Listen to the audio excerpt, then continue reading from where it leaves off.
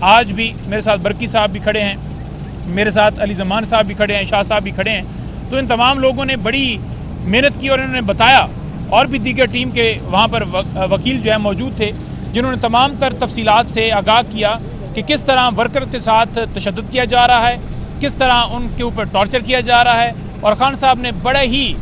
گہری تشویش کا اظہار کیا، بڑا انہوں نے افسوس کا اظہار کیا. انہوں نے کہا کہ اس کے اوپر آواز بلند کی جائے اور اس معاملے کو اٹھایا جائے، تمام جگہوں پر اٹھایا جائے. ان ورکر کے ساتھ جو برا سلوک کیا جا رہا ہے، نماز تک پڑھنے نہیں دی جا رہی. ایک ایک کی ڈیٹیلز بتائی گئیں کہ مختلف ضمانتیں ہوئی ہیں، لیکن جن لوگوں کی ضمانتیں خارج ہوئی ہیں ہائی کورٹ میں گئے ہیں تو ہائی کورٹ وہ ضمانتیں لگا نہیں رہا. تو ہماری یہی استدعا ہے اعلیٰ عدلیہ سے کہ اگر آئینی بینچ بن گیا ہے، 26ویں ترمیم ہو گئی ہے، تو بالکل خاموش نہ ہو یا آنکھیں بند نہ کر لیں، بلکہ لوگوں کے بنیادی انسانی جو حقوق ہیں ان کی پروٹیکشن کریں اور انہیں انصاف فراہم کیا جائے.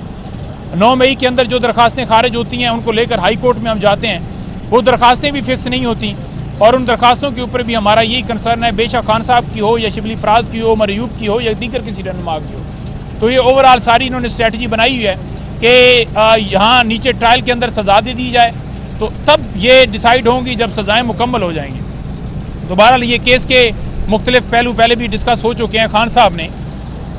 8 فروری کے حوالے سے، کیونکہ 8 فروری عوام کا مینڈیٹ ٹوٹا گیا ہے، بڑا کلیئر کٹ جو ہے وہ میسج دیا ہے انہوں نے، پوری قوم کے لیے میسج جو پیغام دیا ہے وہ بڑا واضح ہے. انہوں نے کہا ہے کہ پوری قوم 8 فروری کو یوم سیاہ منائے، پورے پاکستان میں لوگ نکلیں گے، اور جو بندہ ثوابی آ سکتا ہے، یہ نارتھ پنجاب خاص طور پر انہوں نے کہا ہے کہ ثوابی آئے گا، اور اسی طرح سے دیگر جو ونگز ہیں یا دیگر جو ریجنز ہیں یا صوبے ہیں، ان کے حوالے سے پارٹی کو ہدایات جاری کر دی گئی ہیں.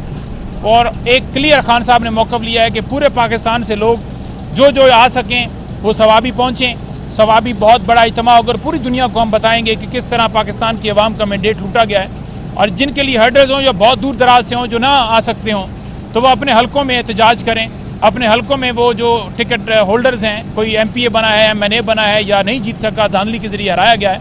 تو وہ تمام ان حلقوں میں یہ یوم سیاہ منائیں، نکلیں، عوام کے ساتھ نکلیں، ریلیاں نکالیں، احتجاج کریں، تاکہ پوری دنیا میں میسج جائے کہ اس دن کس طرح جمہوریت کے اوپر حملہ کیا گیا، آئین کے اوپر حملہ کیا گیا، کس طرح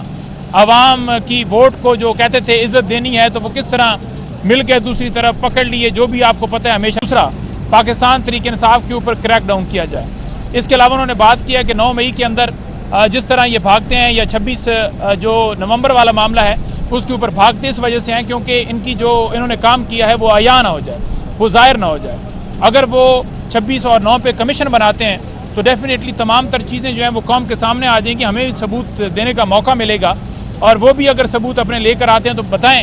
اور جس طرح ہمارے جو ورکرز جو ہیں وہ شہید کیے گئے، آج بھی انہوں نے ذکر کیا کہ 16 لوگوں کی ہم نے لسٹ جو ہے وہ اس وقت دی تھی، اور ویسے زیادہ لوگ تھے، کئی لوگوں کو ڈرا دیا گیا تھا. اور اسی طرح ہم نے 26 والے معاملے کے اوپر ایک لسٹ فراہم کی جس میں بہت زیادہ تعداد میں زخمی لوگ تھے جن کو لائیو بلٹس لگی تھیں. اور